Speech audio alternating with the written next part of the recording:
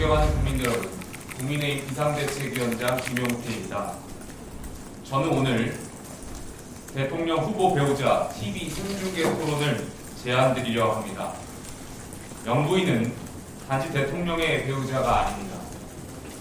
대통령 곁에서 국민과 가장 가까운 자리에 서 있는 공인입니다. 때로는 사회적 약자와 소외된 이들을 향한 배려와 공감의 메시지를 전달하는 상징적 역할도 수행했고 국가 정책에 영향을 미치기도 합니다. 우리 정치에서 영부인의 존재는 오랫동안 검증의 사각지대에 있었습니다. 지난 시기 대통령 배우자 문제는 국민께 희망보다는 실망을 드렸고 통합보다는 분열을 안겨드리기도 했습니다. 이제는 달라져야 합니다. 더 이상 이런 악순환이 반복되는 일이 없어야 합니다. 대통령 배우자의 사회적 영향력은 크지만 이에 대한 검증은 턱없이 부족합니다.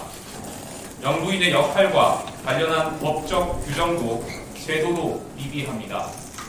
이에 국민의힘은 설란영 여사와 김혜경 여사 두 후보 배우자의 TV 토론을 제안합니다. 여성과 아동, 노인과 장애인 등 사회적 약자를 위한 정책 철학은 물론 영부인의 역할과 책임에 대한 각자의 견해를 국민 앞에서 진솔하게 나눠주시길 기대합니다. 이 토론은 특정 배우자를 겨냥한 것이 아닙니다. 대한민국 정치 문화의 수준을 한 단계 높이고 국민의 알 권리를 제도화하는 첫 걸음입니다. 국민이 대통령을 고를 때 그 곁에 설 사람에 대해서도 판단할 수 있어야 한다는 상식적 요청입니다. TV 토론은 사전투표 전에 이루어지기를 희망합니다. 이재명 후보 측의 입장을 5월 23일까지 밝혀주시길 정중히 요청드립니다. 민주당의 전향적인 수용을 기대하며 국민 앞에 더 성숙한 정치 문화를 함께 보여드릴 수 있기를 기대합니다. 감사합니다.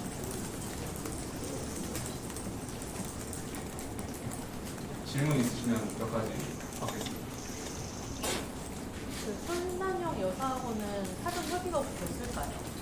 선대위 차원에서 후보 측하고도 충분히 교감을 이뤘던 걸로 알고 있습니다.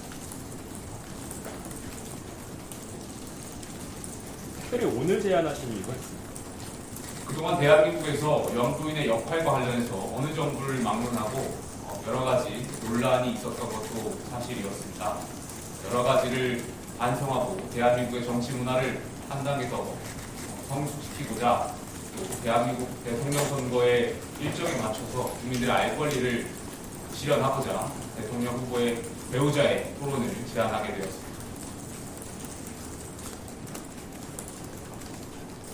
TV 토론에 참여하는 배우자의 기준이 있나요? 왜냐하면 지금 말씀하신 건 김혜경 씨만 지금 또 얘기를 했고 사실 이준석 후보 같은 경우에는 배우자가 없는데 이런 부분에 대해서 형평성 논란이 있을 수 있습니다. 글쎄 그 부분에 대해서도 개혁신당에 뭐 특별한 추가할 수 있는 부분들 의견이 있으면 같이 검토해 보겠습니다. 더 이상 질문 없으시면 여기서 마치겠습니다.